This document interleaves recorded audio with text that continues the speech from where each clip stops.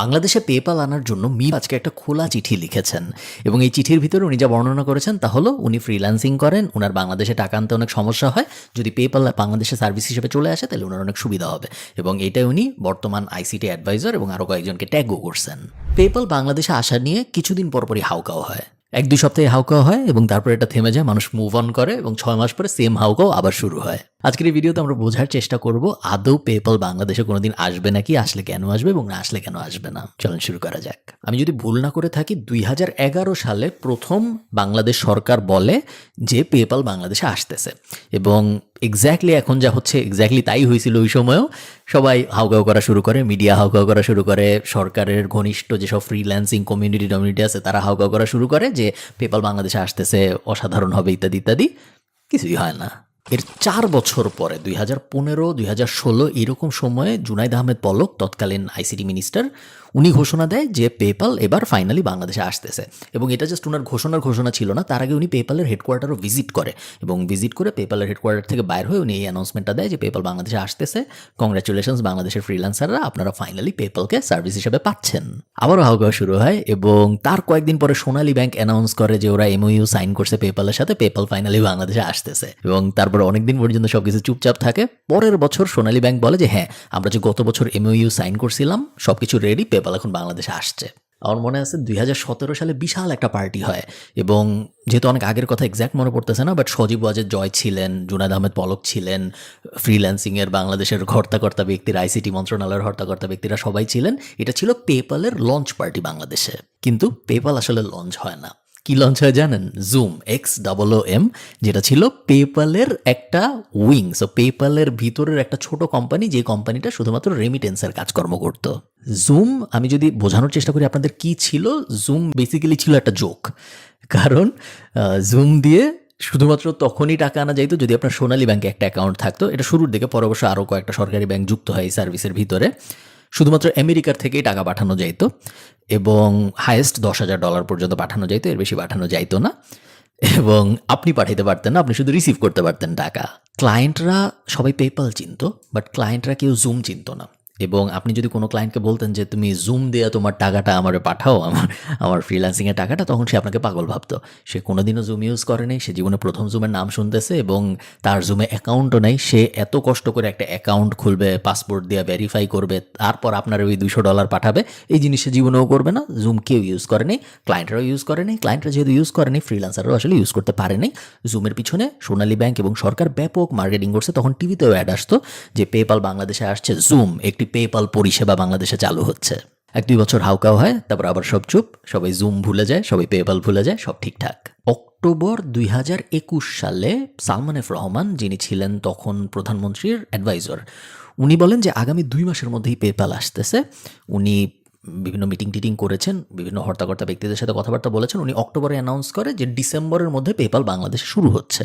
Same কাহিনী, গুরুদের চিল্লাচিল্লি, মিডিয়ার চিল্লাচিল্লি, পেপাল বাংলাদেশে আসতেছে ইত্যাদি ইত্যাদি। পরবর্তীতে পেপালকে যখন জিজ্ঞেস করা হয় যে এরকম কোনো পরিকল্পনা আছে নাকি, পেপাল বলার জন্য জানেই না কিছু। এরকম উদাহরণ আমি আপনাদের আরও 50টা দিতে পারবো, বাট সব উদাহরণের ফরম্যাট সেম। সরকারের কোনো উচ্চপদস্থ কর্মকর্তা বলছে যে পেপাল আসবে, এখন এটা ওনারা ওভার এক্সাইটেড হয়ে বলতেছেন নাকি আদৌ ওনাদের পেপালের সাথে কোনো কথাবার্তা, এটা তো আমরা জানি না, বাট সবসময় শুরুটা হয় এভাবে। এরপর ওই নিউজটা পিক করে মিডিয়া যে পেপাল বাংলাদেশে আসতেছে এবং মিডিয়ার সাথে সাথে এটা পিক করে ফ্রিল্যান্সিং সমাজের একটা বড় অংশ এবং তারপর ওটা নিয়ে কিছুদিন হাউকাও হয়, 1-2 মাস 3 মাস ডিপেন্ডিং অন কীরকম নিউজ, এবং তারপরে আবার সব যাতা।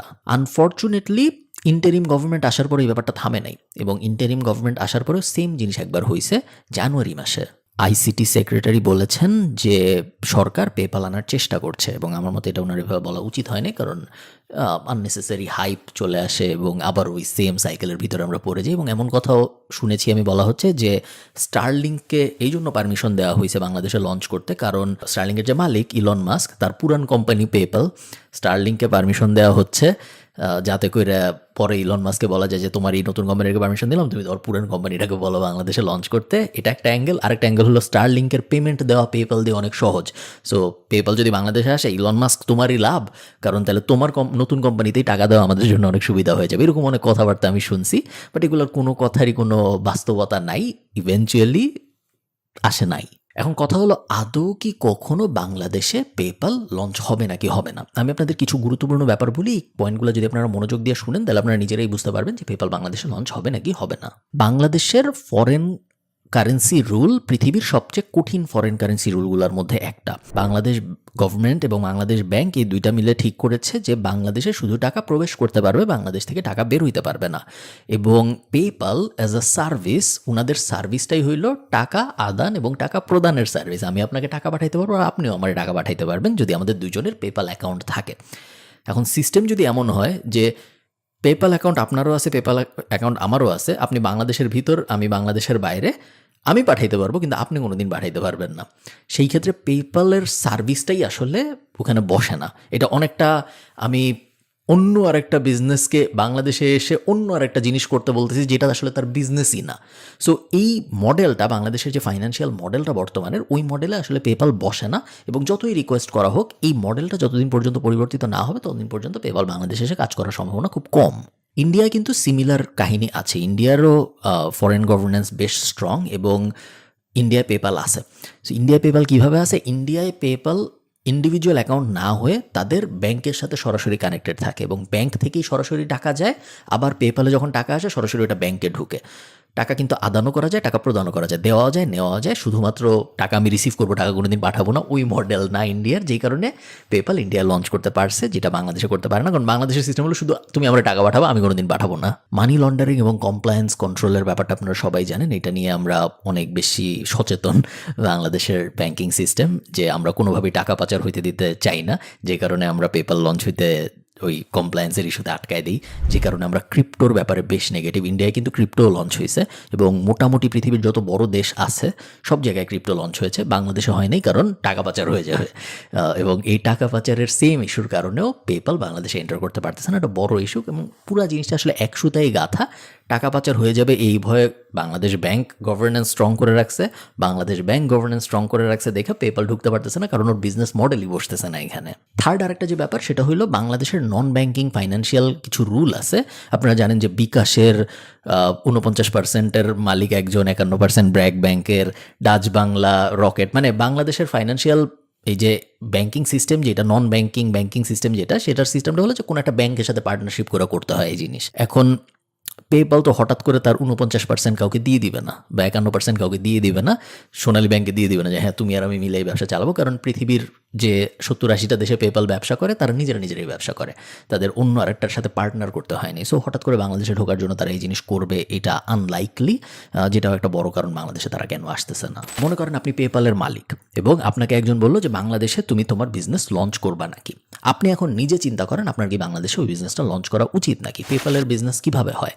যখন একজন আরেকজনকে টাকা পাঠায়, ওই টাকা 100 টাকা পাঠালে সে 10 সেন্ট কেটে রাখে, এটাই তো তার বিজনেস, তাই না? এভাবেই সে ইনকাম করতেছে। বাংলাদেশ ক্যাশ অন ডেলিভারির দেশ। সো অনলাইন ট্রানজ্যাকশন করে টাকা দেওয়ার প্রবণতা বাংলাদেশে খুব খুব খুব ভয়ঙ্কর লেভেলে কম।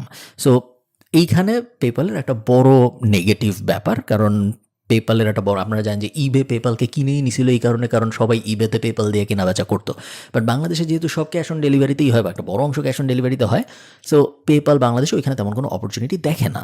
বাংলাদেশে বেশিরভাগ মানুষের ক্রেডিট কার্ড নাই এবং ক্রেডিট কার্ড পেনিট্রেশন 5%-এরও কম বাংলাদেশে আরবান ক্লাসের ভিতরেও। এবং বাংলাদেশের মানুষ মোবাইল ব্যাংকিংয়ে যতটা কমফোর্টেবল আফ্রিকার মতো অনেকটা, ততটা কমফোর্টেবল কিন্তু বাংলাদেশের মানুষ ইন্টারনেট ব্যাংকিংয়ে না।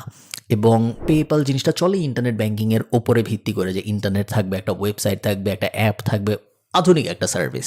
এবং ওই সার্ভিসটা বাংলাদেশের নর্মাল সার্ভিসেসের সাথে বা বাংলাদেশের বড় মার্কেটের সাথে সেভাবে মিলে না। আরেকটা ব্যাপার যেটা নিয়ে কেউ কথা বলে না, সেটা হলো পেপাল নিজেও কিন্তু বিপদের মধ্যে আছে। পেপালের কোয়ার্টার টু কোয়ার্টার 0.5% সম্ভবত ডিক্লাইন হচ্ছে ইউজারে। এবং আপনারা যদি পেপালের স্টক দেখেন, অনেক দিন পর্যন্ত আমার পেপালের স্টক কেনা ছিল, স্টক রেগুলারলি ফল করতেছে, কারণ পেপালের অনেক কম্পিটিটর চলে আসছে মার্কেটে। এবং একে তো পেপালের অনেক কম্পিটিটর চলে আসছে, অন্য আরেকটা ব্যাপার যেটা অনেক মানুষ বুঝে না, সেটা হলো পেপাল যখন লঞ্চ হয়েছিল 15 বছর আগে, তখন পেপাল ভালো করতে পারছিল কারণ তখন ইন্ডিভিজুয়াল ব্যাংকিংয়ের সিস্টেমগুলো এত স্ট্রং ছিল না। আজকে আমার মোবাইলে ইবিএলের অ্যাপও আছে, ইস্টার্ন ব্যাংকের অ্যাপও আছে, পেপালও আছে। আমি পেপাল দিয়েও আমার বন্ধুকে টাকা পাঠাইতে পারি, আবার আমি এখন দেখা যাবে ওই স্ট্যান্ডার্ড চার্টার্ডের অ্যাপ দিয়েও টাকা পাঠাইতে পারবো। কারণ ওই নর্মাল ব্যাংকিং সিস্টেমও স্ট্রং হয়ে চলে আসছে এবং ওদেরও এখন সুন্দর অ্যাপ আছে, ওদেরও ওই যে NBFS হাবিজাবি অনেক কিছু আছে যে সাথে সাথে টাকা চলে যায়, সাথে সাথে আমি আমার বন্ধুর বিকাশে টাকা পাঠিয়ে দিতে পারবো, সাথে সাথে ওর ব্যাঙ্ক অ্যাকাউন্টে টাকা পাঠিয়ে দিতে পারবো।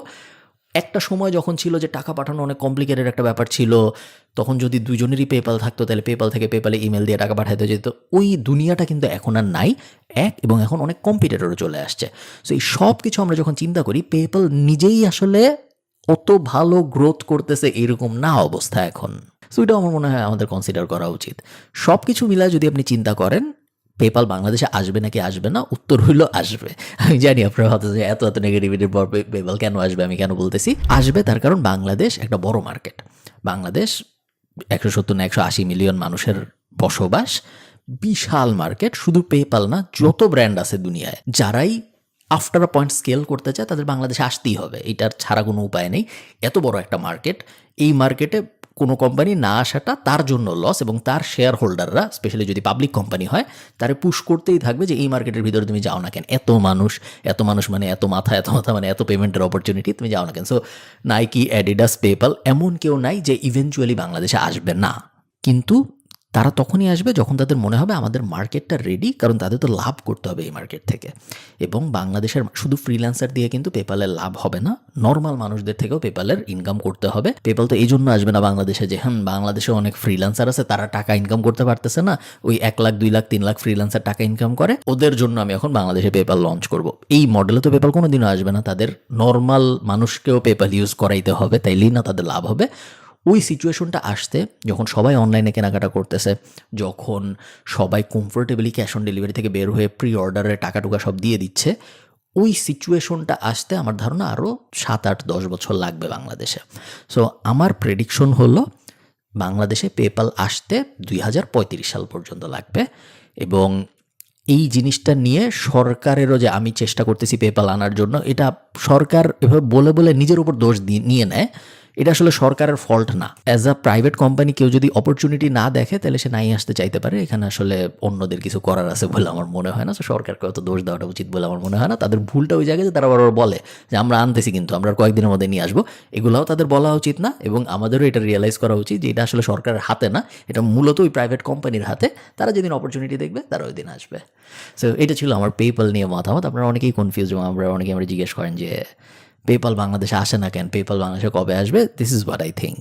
এবং আপনারা আমাকে জানেন আপনাদের কি মনে হয় পেপাল বাংলাদেশে কবে আসবে। ভালো থাকেন, দেখা হবে পরের ভিডিওতে। টাটা।